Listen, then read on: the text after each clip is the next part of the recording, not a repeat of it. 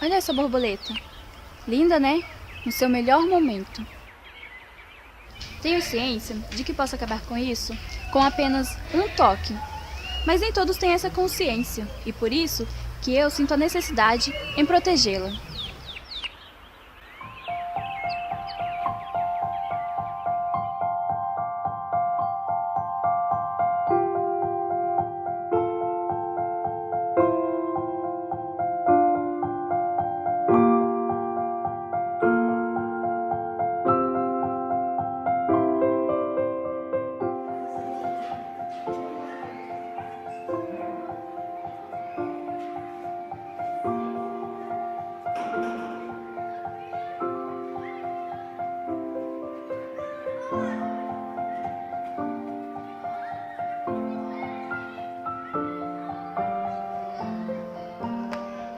Vou te contar uma história que dificilmente se encontra em uma biblioteca.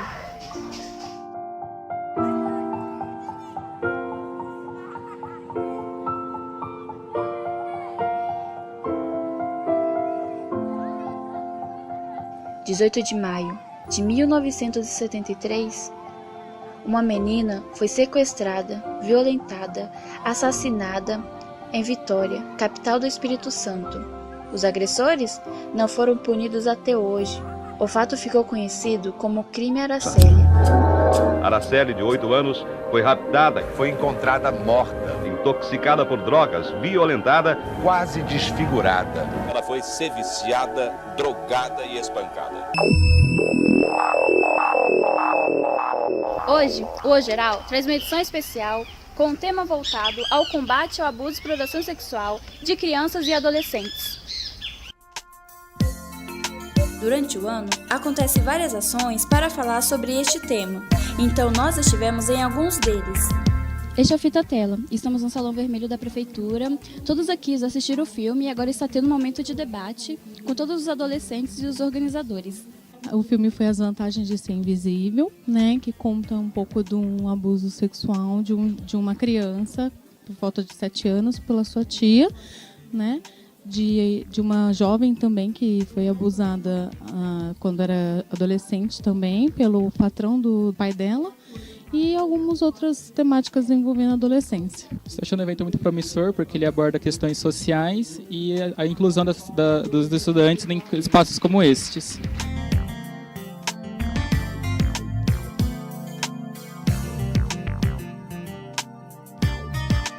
Estamos aqui com os mediadores e os organizadores e eu queria saber de vocês o que vocês acharam do evento. Então, eu achei muito importante para nós mesmos organizamos tudo, que não é os próprios educadores, mas sim nós adolescentes. E mais o fortalecimento de vínculo nosso entre as ONGs, porque a gente nunca tem vínculo nenhum. Aí a gente pôde conhecer o Nicolas, a Linda ali eu já conhecia, era da minha ONG e tudo mais. Foi muito importante a gente ter participado para a gente colocar o que a gente achava, a colocação do jovem em relação ao assunto, em relação à organização do Fita Tela 2016. Então foi muito gratificante a gente poder participar e a gente ver que a gente tem voz, que a gente está participando firme ali, que as nossas ideias não são descartadas e que o nosso modo de pensar é necessário para eles nesse modo de abordagem. Retratando também um pouco sobre o filme que foi passado hoje, que foi muito interessante e que para alguns adolescentes nunca foi meio que falado disso, saca? Isso é muito legal poder passar para outras pessoas esse assunto, né? Que às vezes é bem fechado com ela e os familiares dela e poder conversar num lugar tão amplo, né? Igual foi hoje aqui. Então, eu achei demais porque além de ter participado com essa equipe, né? O Pablo já conhecia, o pessoal comecei a conhecer esse tempinho. A gente também pôde conhecer outros locais diferentes, como o SOS Mulheres, que é aqui no centro mesmo. Então a gente, além de ter compartilhado ideias, aprendido, eu acho que a gente fez uma coisa boa, uma ação boa para o nosso futuro. O Fita Tela foi uma coisa que vai marcar na nossa vida, já está marcada. E a gente vai continuar marcando a vida de outras pessoas e mudando o nosso mundo, o nosso Brasil. Galera, eu queria falar parabéns para vocês, porque eu sei que tá aqui na frente, falando para um público que é da nossa idade, é muito difícil. Eu também adorei tudo que aconteceu aqui, o debate, o filme, eu chorando, borrando a maquiagem, mas tudo bem. E parabéns, gente. Como vocês pensaram para fazer a organização do Fita Tela e por que incluir os jovens? O Fita Tela acontece, na verdade, há 3 anos, né? Sempre era a Comissão de Violência Doméstica do Conselho Municipal de Direito da Criança que organizava. E esse ano a gente resolveu, então, criar um GT junto com os jovens, porque o evento é voltado aos adolescentes, né? Então, para verificar qual é o filme, né, qual a temática, e para ajudar realmente nessa participação e execução do evento.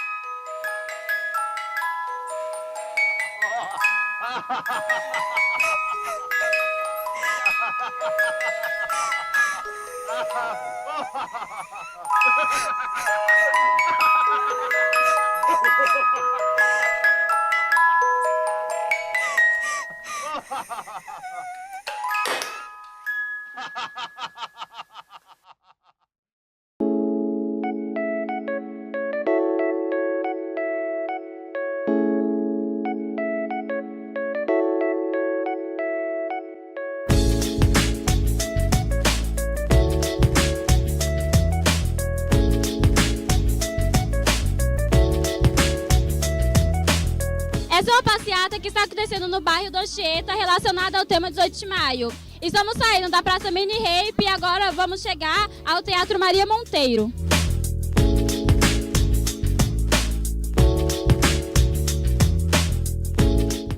É o 4º ano que a gente faz essa passeata. A gente começou lá em 2013 e começou com menos pessoas, né? E a gente começou porque sabe que essa região é uma região onde tem exploração sexual de criança e adolescente, tem abuso sexual, né? Há muitos anos a assistência social percebe que a gente tem essa violação de direito aqui.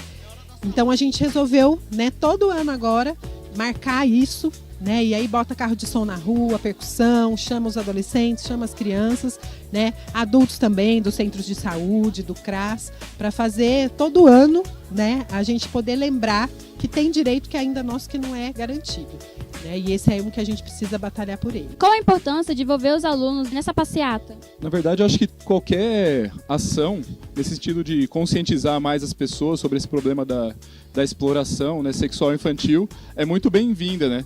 Hoje, acho que ao lado das drogas, da violência, acho que esse é um dos principais problemas que a infância e a adolescência passa. Então, acho que, com certeza, se você está fazendo uma passeata, está tentando levar mais informação para as pessoas, e isso pode desencadear numa coisa assim...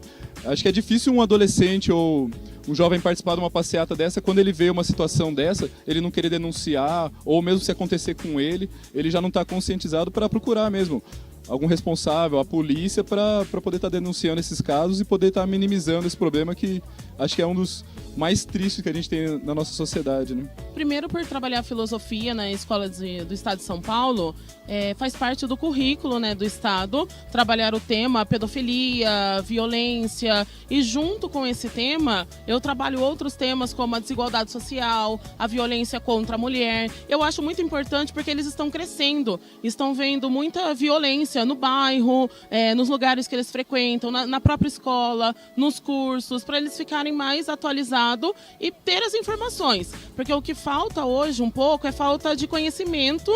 Para onde que eles têm que ligar se acontecer, quem que estará protegendo eles caso aconteça alguma coisa. E tudo isso é passado dentro da escola e depois finaliza com a passeata. A importância é que nós jovens temos uma grande importância no nosso país, querendo ou não. Então, nós temos que mobilizarmos nós mesmos para uma pequena importância que pode mudar o mundo, talvez. Porque imagina, se não houvesse mais abuso de crianças ou adolescentes. Eu achei que foi bem interessante, que eu nunca tinha participado de nenhum evento desse tipo, né? Aí, a primeira vez, achei que foi bem interessante, assim.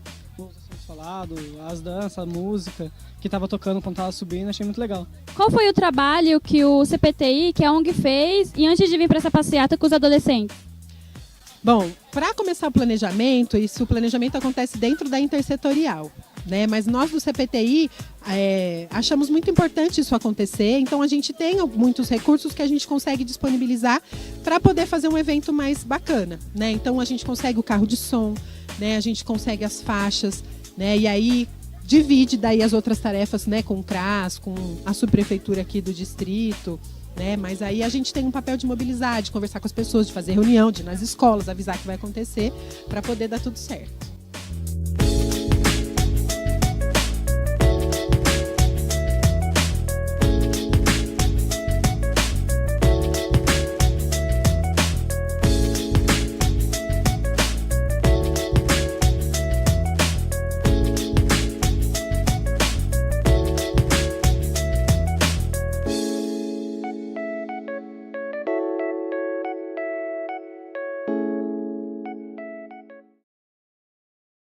Escravos de Jó jogavam caxanga. Tira, põe, deixa ficar. Escravos de Jó jogavam caxanga.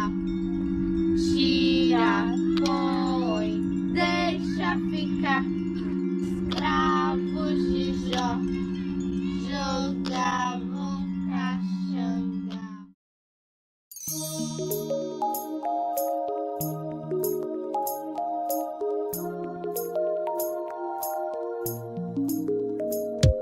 Estamos na Praça Rui Barbosa, onde está acontecendo mais um dos movimentos relacionado ao tema 18 de maio.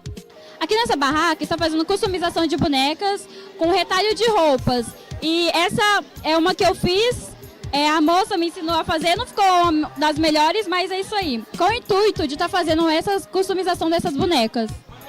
O intuito é apropriar as crianças da nossa cultura, porque essas bonecas, elas têm uma inspiração na cultura africana, mas elas foram criadas aqui no Brasil. Tem várias lendas sobre elas. A história que eu acredito e que eu gosto mais é que quando as mulheres africanas vinham serem escravizadas no Brasil, as crianças choravam muito no navio negreiro. Para consolar os filhos delas, elas rasgavam um pedaço da roupa, amarravam e faziam bonequinhas. Quando elas eram separadas dos filhos, elas faziam as bonequinhas e davam para os filhos. E aí aqui no Brasil descobriram essa história, desenvolveram essa técnica. A única regra da boneca é que ela não pode ter nó. Ela tem um nome que chama Abayomi. Esse nome em Yorubá quer dizer aquela que traz a felicidade. É por isso que a gente trouxe essa oficina para cá, para apropriar as crianças, os adolescentes da nossa cultura. O que vocês trouxeram hoje para o 18 de maio esse ano? Bom, esse ano, na verdade, vou contar um pouquinho, foi o meu primeiro ano participando desse projeto. O ESPRO trouxe cartazes. E essa semana inteira nós mobilizamos os jovens dentro do treinamento, da sala de aula, passamos alguns vídeos e filmes sobre o 18 de maio e eles fizeram alguns cartazes. Então nós trabalhamos esse ano com cartazes. Tivemos o Campo Grande também, que é uma unidade do ESPRO. Eles fizeram algumas florzinhas para serem entregues, que é o logo mesmo do 18 de maio, para ser entregues para o pessoal. Também panfletagem com o 18 de maio. Então esse ano a gente trouxe isso. O que você está achando do evento e qual a importância dele hoje? Bom, o evento ele é sempre muito bom e ele é muito importante para conscientizar as pessoas sobre essa questão da exploração sexual e também da violência sexual que acontece com crianças, adolescentes e também com adultos, né? Não só aqui em Campinas, mas no Brasil inteiro, e faz a gente lembrar que esse tipo de coisa acontece não só no dia 18 de maio, mas também, na verdade, acontece todos os dias no Brasil todo, no mundo todo, e assim, a gente não pode se calar, não pode silenciar, e é preciso a gente lembrar da questão da exploração sexual, da questão da violência sexual, e saber que a gente tem canais de denúncia e que a gente tem meios de combater esse tipo de violência contra a criança, adolescente e contra os adultos também. Eu achei incrível, eu não imaginava que mobilizavam tantas pessoas, tantas entidades aqui em Campinas. É um evento super grande, deveria até ser mais noticiado nas mídias. Eu vi participação de crianças, tanto de 3, 4, 5 anos aqui participando, e é incrível eles começarem a ter essa conscientização desde pequenos. Porque a maior dificuldade são das crianças mesmo, porque eles não conseguem falar, têm dificuldade de falar. Então, terem contato com isso desde criança talvez motivem se acontecer alguma coisa eventualmente com eles. sensacional, muito bom. Pena que a chuva atrapalhou, mas o espetáculo dos jovens estão acontecendo mesmo assim.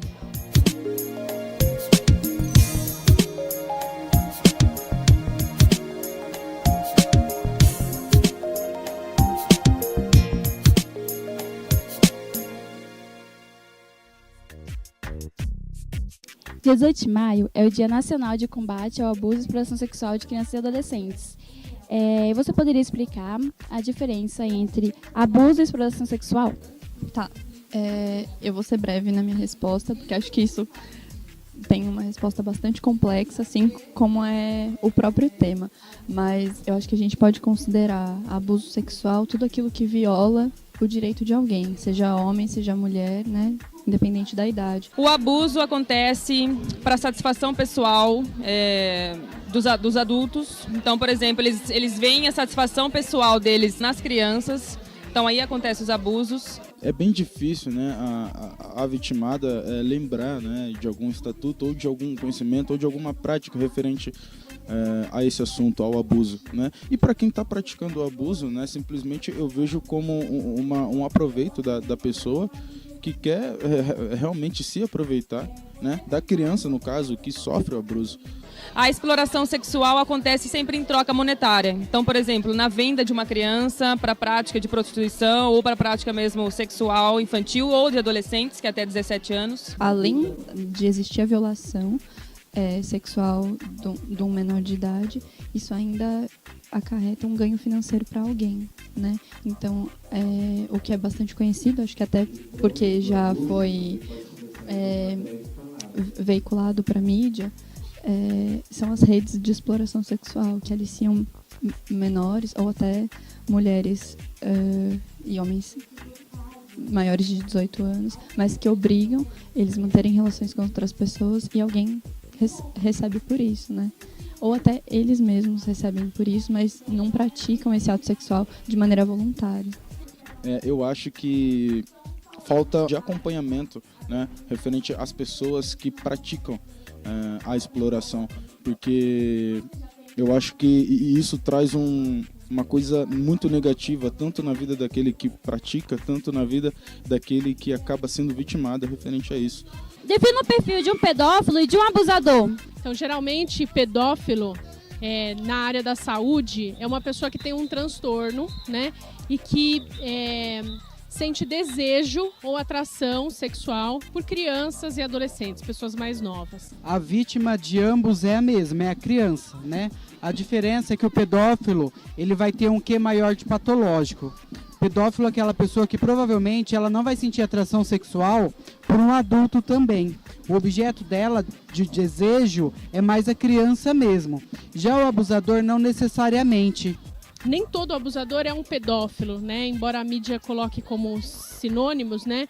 Mas nem todo abusador é um pedófilo. Nem todo abusador, de fato, sente desejo ou atração por criança e adolescente. Ele simplesmente abusa. O abusador, ele pode ter algum quadro de agressão sexual contra uma criança, né? Mas não necessariamente essa criança é o único alvo de desejo sexual dele. Então, a grande diferença é essa, que o agressor pode ser quadros excepcionais.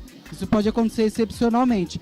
Agora, pedófilos podem ou não abusar, né? Mas a questão é mais o transtorno dentro da saúde, que é diferente um pouco de dentro da legislação. Na lei, os pedófilos são considerados de uma forma um pouco diferente do que dentro da saúde.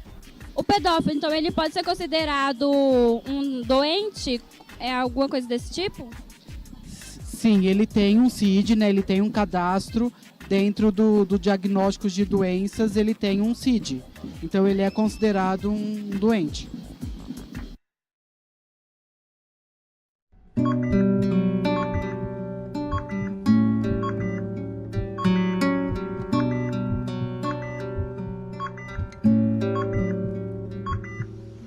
Vou te contar uma história que dificilmente se encontra em uma biblioteca. Uma mulher holandesa preferia a eutanásia do que continuar a lidar com seus danos psicológicos, causados pelo abuso que sofreu durante muito tempo.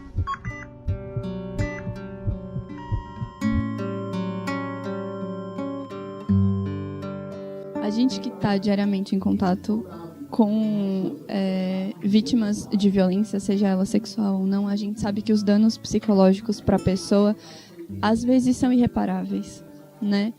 E eu acho, pelo que eu me lembro do que eu li, que eu já tinha lido essa matéria, né, que foi veiculada essa semana, essa menina, né, no caso, ela teve acompanhamento psicológico e psiquiátrico depois que houve denúncia, depois que toda a parte jurídica foi feita.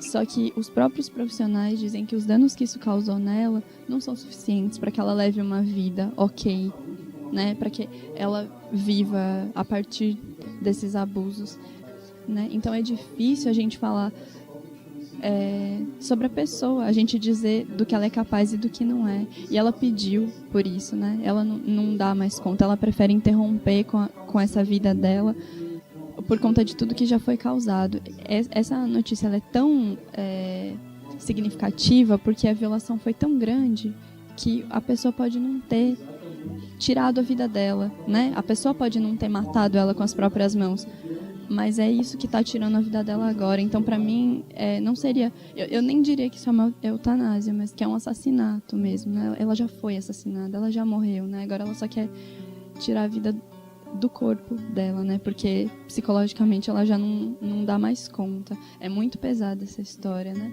Infelizmente, aqui no Brasil, acho que a gente nunca... teve isso relatado dessa forma, porque a gente sabe que as vítimas costumam se suicidar, né? Porque aqui no Brasil a gente tem outra legislação, né? Então é muito dura, né? Não tem posicionamento fechado, só acho que é isso. Acho que ela já foi morta, né? Ela já tá morta.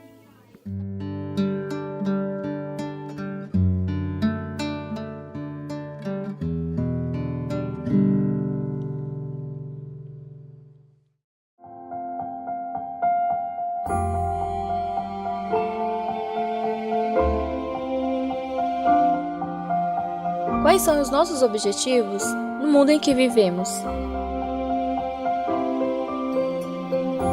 Mesmo que nós estivéssemos aqui por acaso, teve algo que o ser humano aprendeu que foi crucial para a permanência da nossa espécie, que foi cuidar uns dos outros.